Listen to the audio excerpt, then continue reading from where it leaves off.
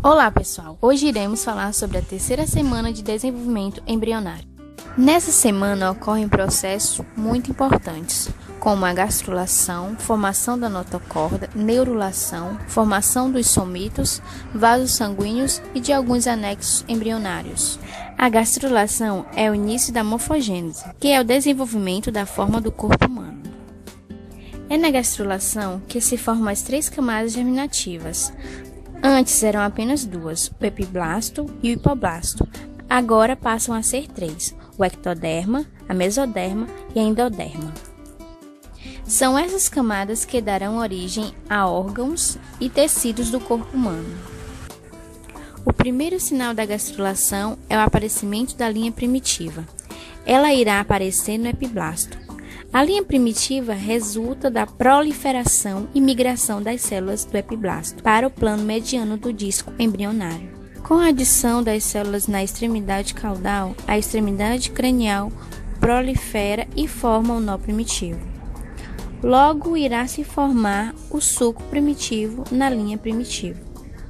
Pouco depois do aparecimento da linha primitiva, as células abandonam a superfície e formam o mesênquima, um tecido formado por células frouxamente arranjadas, suspensas em uma matriz gelatinosa. O mesênquima forma os tecidos de sustentação do embrião. Parte do mesênquima forma o mesoblasto, que forma o mesoderma embrionário. Células do epiblasto deslocam o hipoblasto, formando o endoderma, no teto do saco vitelino. As células que permanecem no epiblasto formam o ectoderma embrionário. Outro acontecimento ocorrente nesta semana é o surgimento do processo notocordal. Algumas células mesenquimais migram do nó primitivo e da fosseta primitiva, formando o processo notocordal. Logo, este processo formará um canal.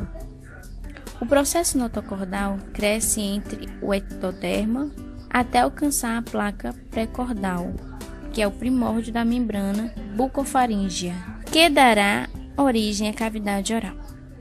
Neste processo é onde irá se desenvolver o primórdio do coração no fim da terceira semana. O desenvolvimento da notocorda. O processo se alonga pela invaginação de células da fosseta primitiva. A fosseta se estende para dentro do processo notocordal, formando o canal notocordal. O processo notocordal é agora um tubo celular e se estende do nó primitivo até a placa pré-cordal. O processo notocordal irá se fundir com o endoderma embrionário. Logo após essa fusão, as camadas sofrerão uma degeneração resultando em uma abertura, que permitirá a comunicação deste canal com o saco vitelino. Em seguida, esse processo irá formar a placa notocordal. As células notocordais proliferam e a placa notocordal se dobrará formando a notocorda. A lantoide surge por volta do 16º dia com uma pequena evaginação da parede caudal do saco vitelino, que se estende para o pedículo do embrião. A lantoide está envolvida com a formação inicial do sangue e está associada ao desenvolvimento da bexiga. Os vasos sanguíneos da lantoide tornam-se as artérias e veias umbilicais. Formação do tubo neural.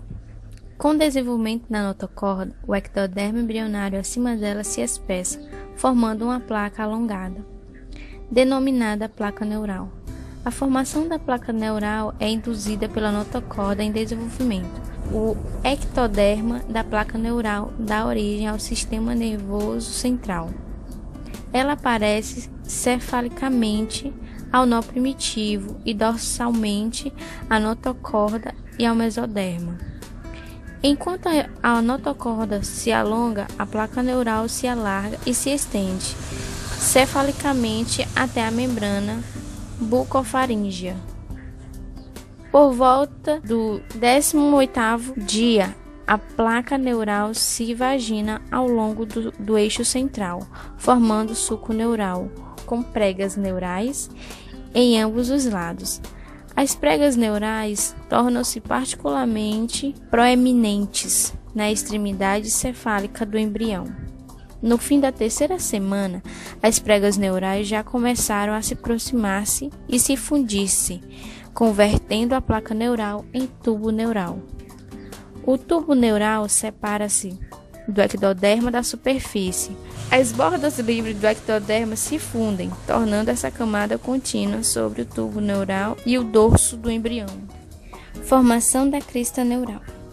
Com a fusão das pregas neurais para formar o tubo neural, algumas células dispostas ao longo da crista de cada prega neural perdem sua afinidade com o epitélio e células vizinhas.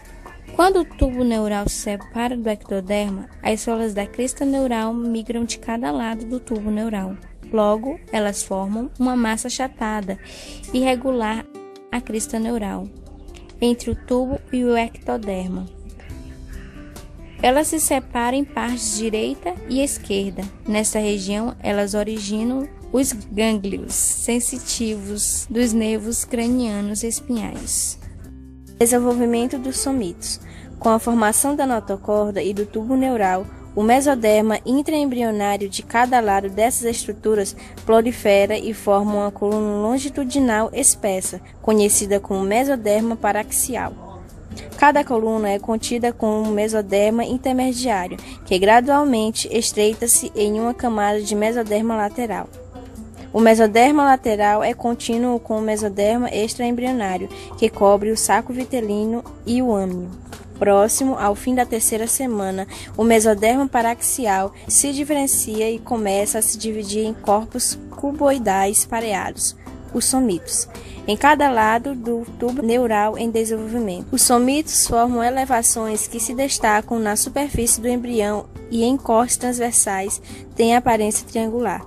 Como os somitos são bastante proeminentes durante a quarta e quinta semanas, eles são utilizados como um dos critérios para determinar a idade do embrião. Eles aparecem primeiro na futura região occipital do embrião, mas logo se estendem cefalocaudalmente e dão origem à maior parte do esqueleto axial e à musculatura associada, assim como a derme adjacente à pele. O primeiro par de somitos aparece no fim da terceira semana, próximo à extremidade cefálica da notocorda. Os vasos sanguíneos aparecem primeiro na parede do saco vitelino, da alantoide e no córion. Eles se formam no embrião. Pouco depois, aparecem espaços dentro de agregados celulares de mesênquima, denominados ilhotas sanguíneas. Esses espaços logo são revertidos por endotélio, que deriva de células mesenquimais. Esses túbulos primitivos crescem e se unem com outros vasos, formando o sistema cardiovascular primitivo. Próximo ao fim da terceira semana, o coração está representado por um par de tubos cardíacos endoteliais, que estão unidos a vasos sanguíneos do embrião e das membranas extraembrionárias. No fim da terceira semana, os tubos cardíacos endoteliais já se fundiram, formando um coração tubular, que se une aos vasos do embrião, do saco vitelino, do córion e do pendículo do embrião, formando o sistema cardiovascular primitivo. As células sanguíneas primitivas são derivadas principalmente de células endoteliais dos vasos sanguíneos das paredes do saco vitelino e da alantoide. As vilosidades coriônicas primárias tornam-se vilosidades coriônicas secundárias, quando adquirem um eixo central na mesênquima. Antes do fim da terceira semana, os capilares se desenvolvem nas vilosidades, transformando-as em vilosidades coriônicas terciárias. Extensões citotrofoblásticas das vilosidades tronco unem-se para formar uma capa citotrofoblástica, que ancora o saco coriônico ao endométrio. O rápido desenvolvimento das vilosidades coriônicas durante a terceira semana aumenta muito a superfície do córion para as trocas de nutrientes e outras substâncias entre as circulações da mãe e do embrião. E assim termina a terceira semana de desenvolvimento embrionário.